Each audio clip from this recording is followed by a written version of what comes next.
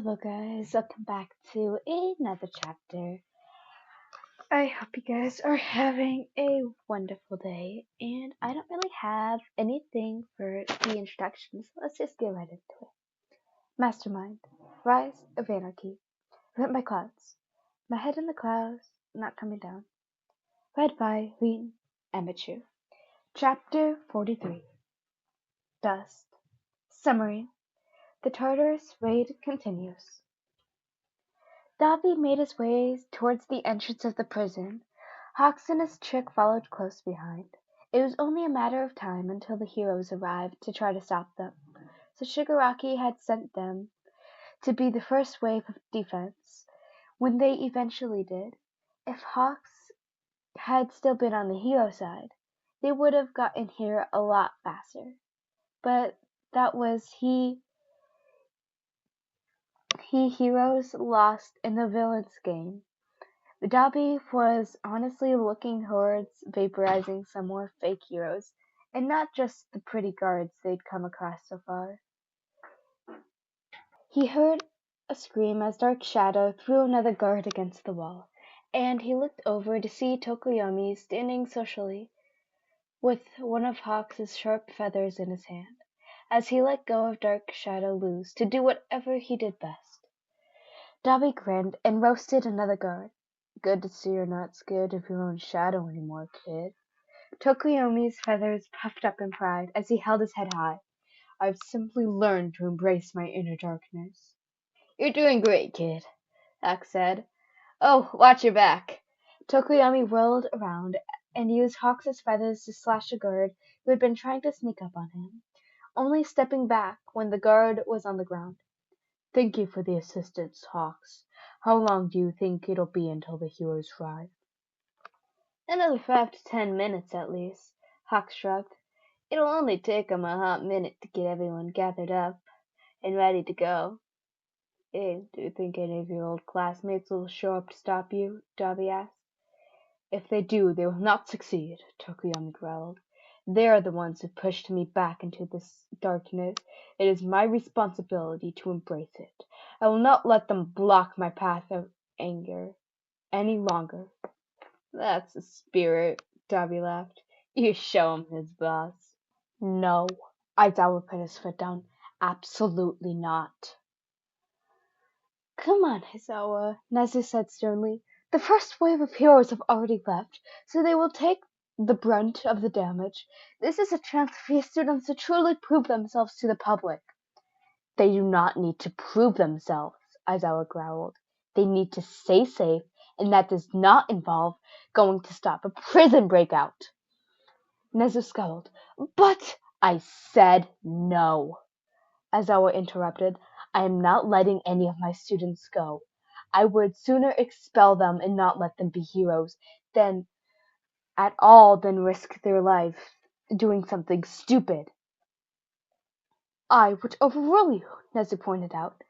Aizawa held his gaze. I know, but these are still my students and they are staying here. Very well, Nezu said shortly, turning on his heel. It's your students' loss, not yours. Aizawa waited until he was completely gone before letting out a huff of frustration.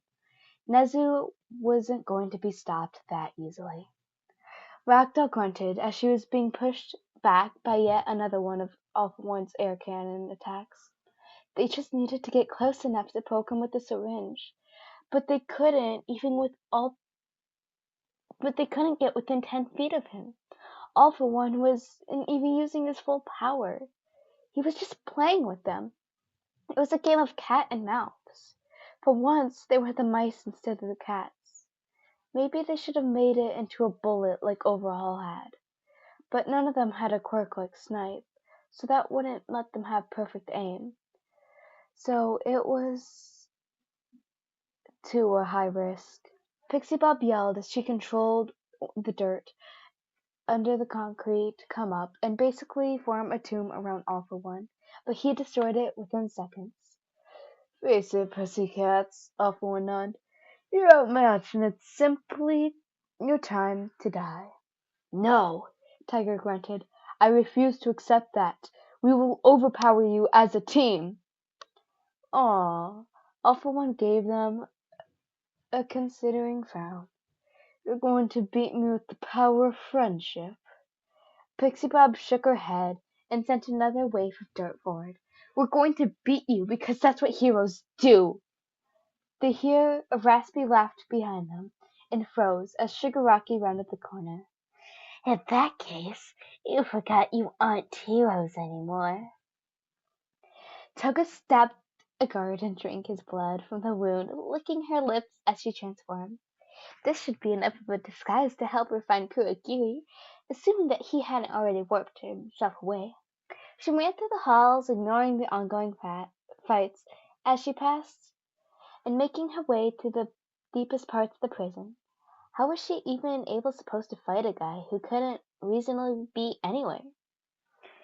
Pretty much all the cells in the section had already been broken down, but Toga peeked her head inside each one, frowning, when Kurogiri was nowhere to be seen. Where could he be? Looking for me?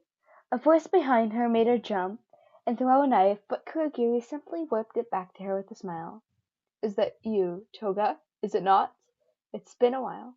Toga squealed and ran up to him, giving a hug. Kurogiri! He chuckled. Now, I believe it is time we are making our escape. Do you think it's happening yet? Ochako asked quietly. According to Shinzo, the pussycats said the raid was today. I'm pretty sure it already started, Sue answered, glancing behind them. Otherwise, Nezu wouldn't be coming to find you. Ochako's stomach sank as she turned with a fake smile, waving to Nezu when she saw him.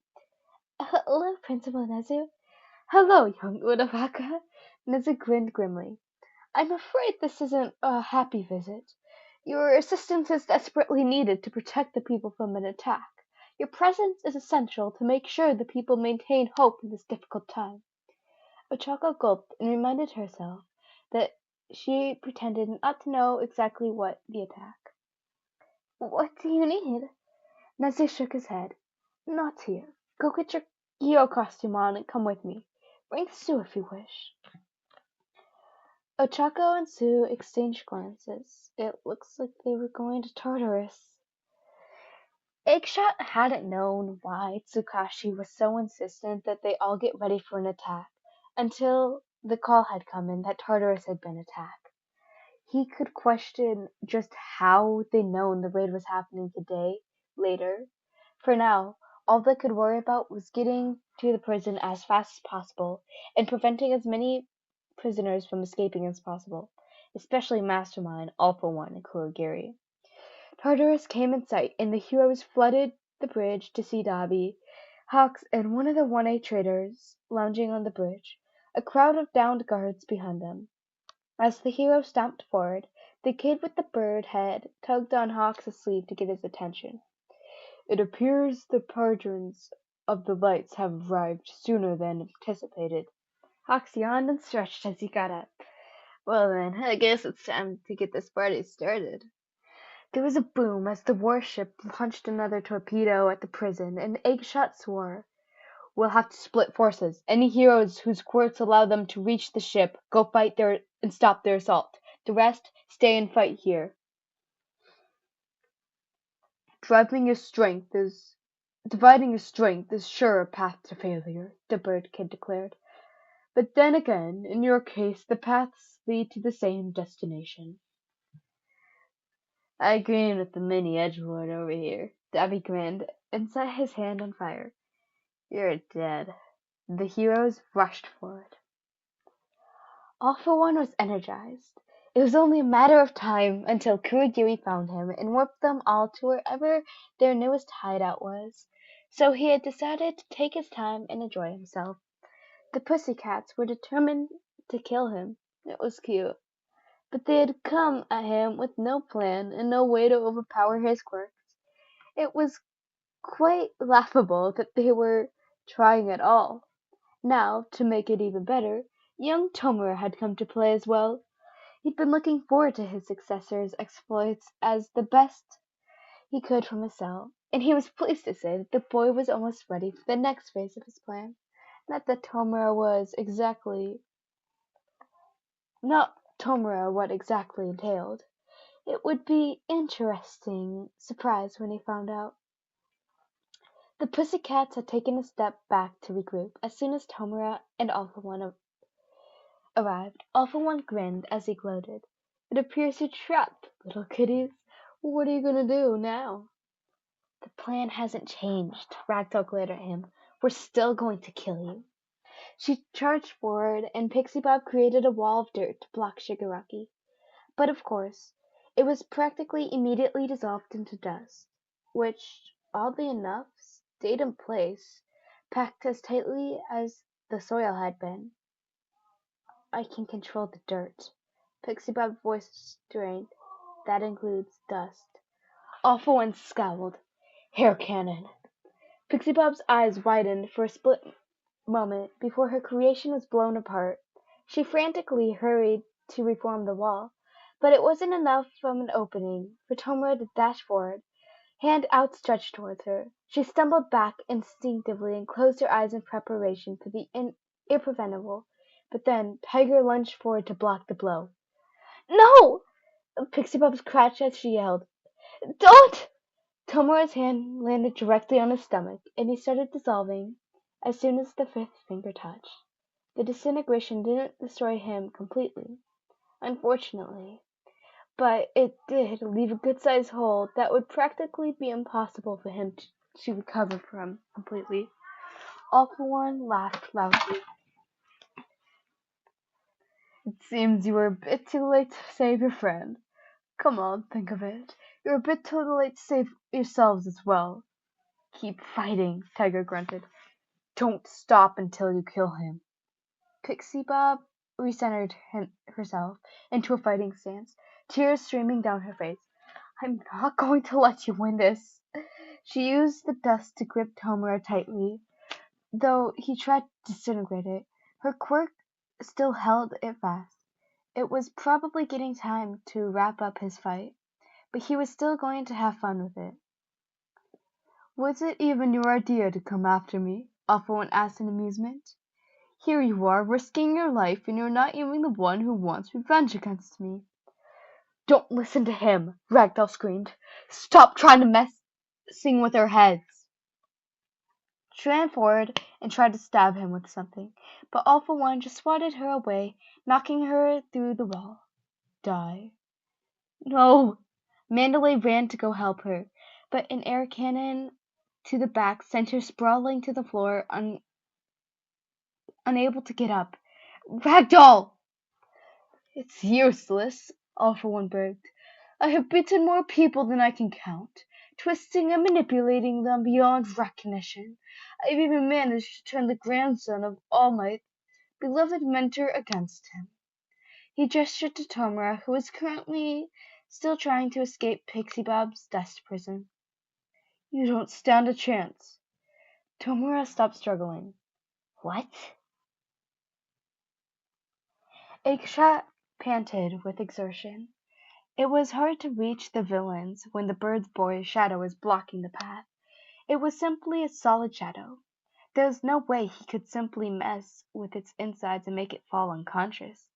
The boy himself was fighting another hero, armed with one of Hawk's feathers he was using it as a dagger. Eggshot readied himself for another attack when a wave of silence suddenly passed over the battlefield. He looked up to see the villains grinning at another, and his blood went cold. He saw exactly who was striding out of the front gates of Tartarus. Mastermind himself, dressed in his full villain attire, armed to the teeth with knives. Freezerburn was right behind him, and Eggshot gulped. Mastermind had a plan to kill him, personally, and he knew the weakness of every single hero out here. They were screwed. Hello, heroes! Mastermind grins. Good news. I'm out. Yes, Mastermind is back, baby! Haha. Take that, you dirty hero scum!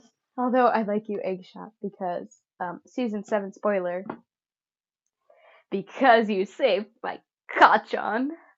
Anyways, I didn't know he knew heart surgery, fun fact. Anyways, guys, thank you so much for listening, and I will see you in the next chapter video, whatever. Have a great morning, night, day, whatever time of day it is for you. And I will see you all later. Peace.